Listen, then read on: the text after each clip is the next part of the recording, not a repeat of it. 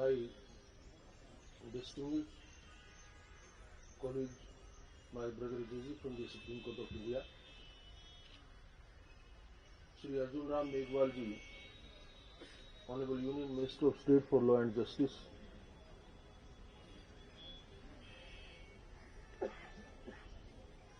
very distinguished Chief Justices and Judges from our neighboring countries, representing the jurisdictions of Nepal, Bhutan, Malaysia, Kenya, Sri Lanka and Mauritius,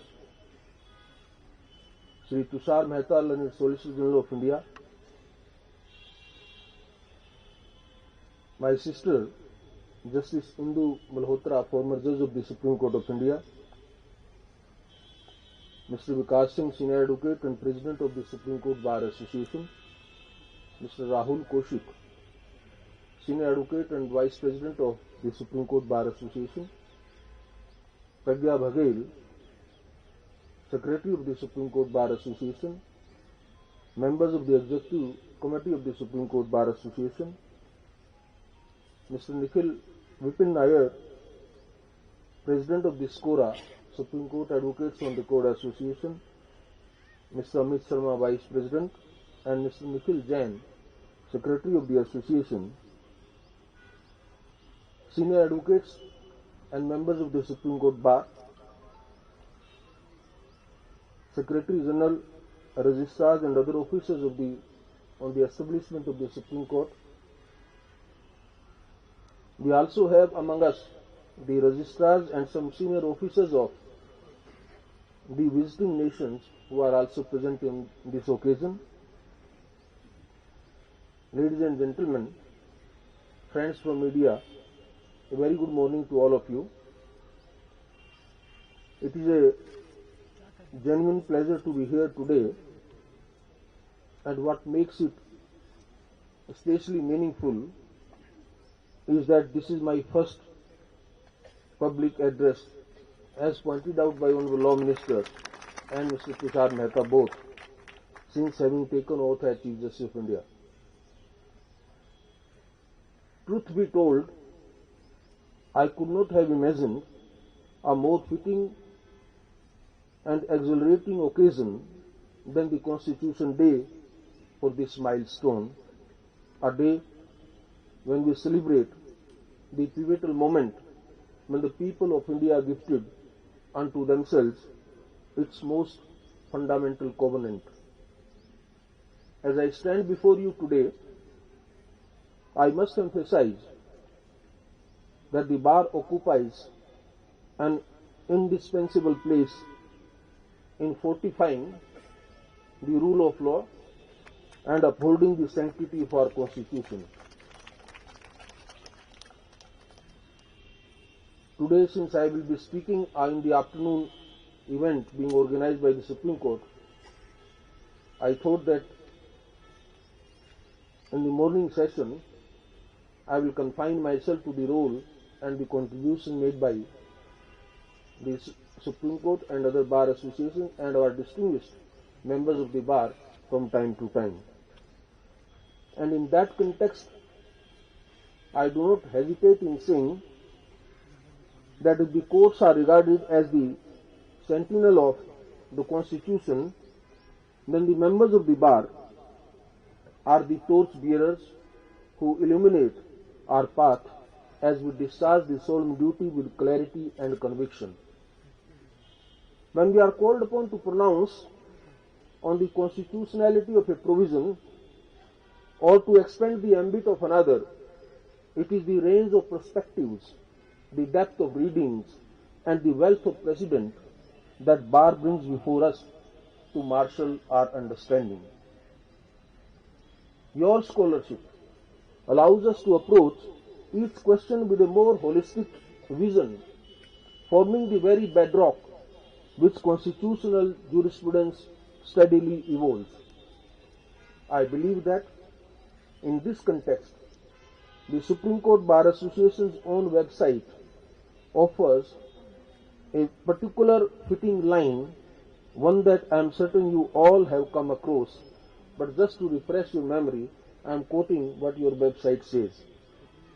It says, and I quote, "From its very inception, the Supreme Court Bar Association has been the vanguard of the movement for upholding, maintaining and consolidation of the constitutional values of democracy, rule of law and the independence of the judiciary."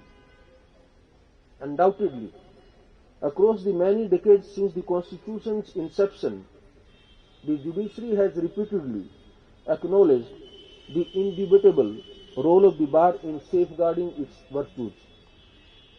One needs only to recall the evolution of the basic structure doctrine, shaped in no small measures by the erudition of Nani Palkiwala, a senior advocate and eminent jurist of this country, whose advocacy left an indelible imprint on constitutional adjudication.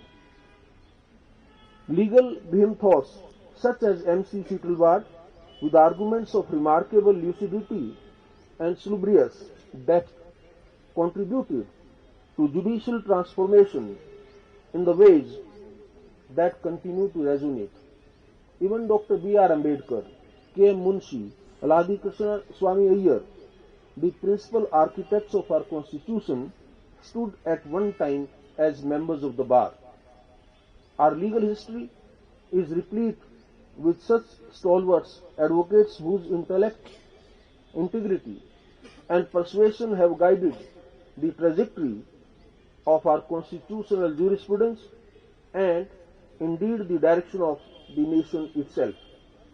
Of course, our work and yours is far from complete, and we must all continue the journey begun decades ago.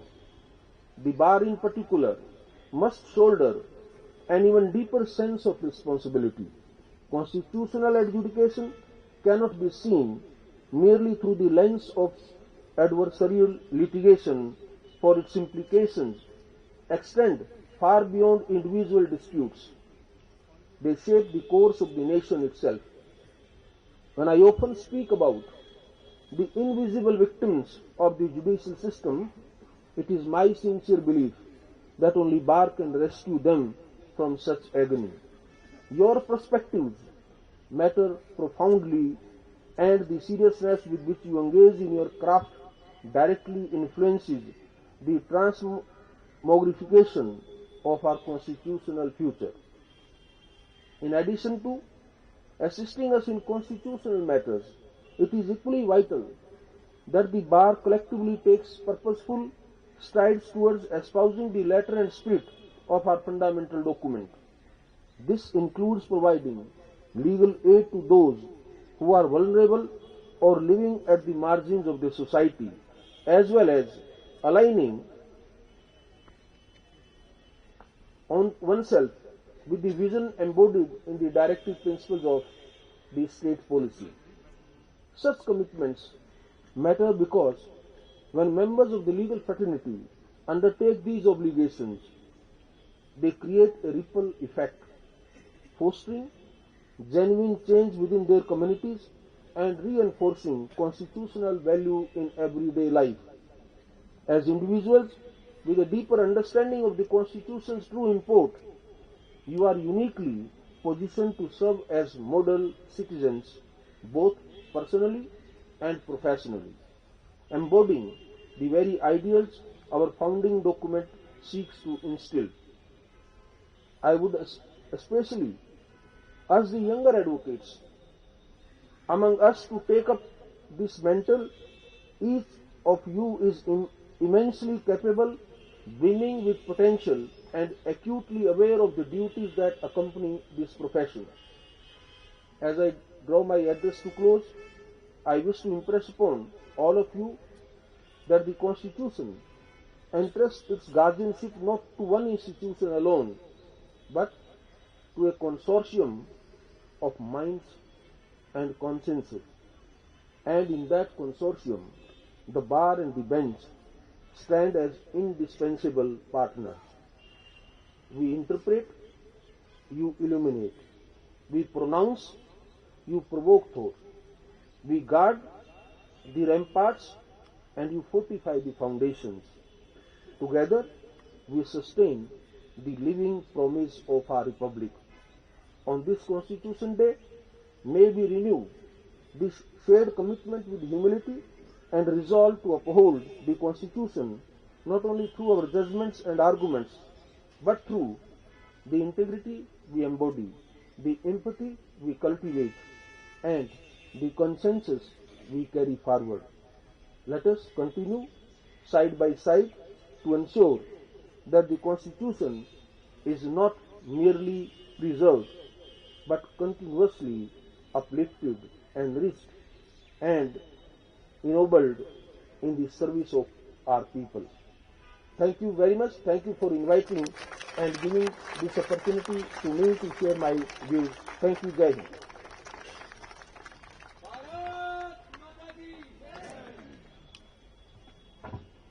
Thank you, sir. It is a long-standing tradition of SCB to honor members of the bar who have completed 50 years of practice at the bar. May I request the dignitary to please come in front of the stage to present the certificates.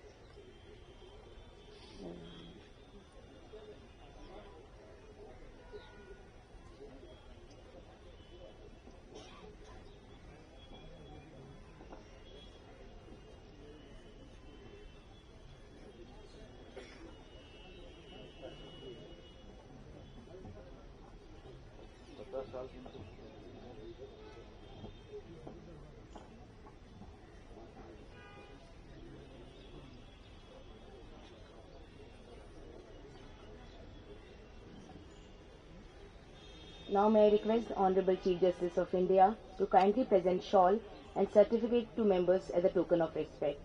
May I now call Mr. Kailash Vasudev, Senior Advocate.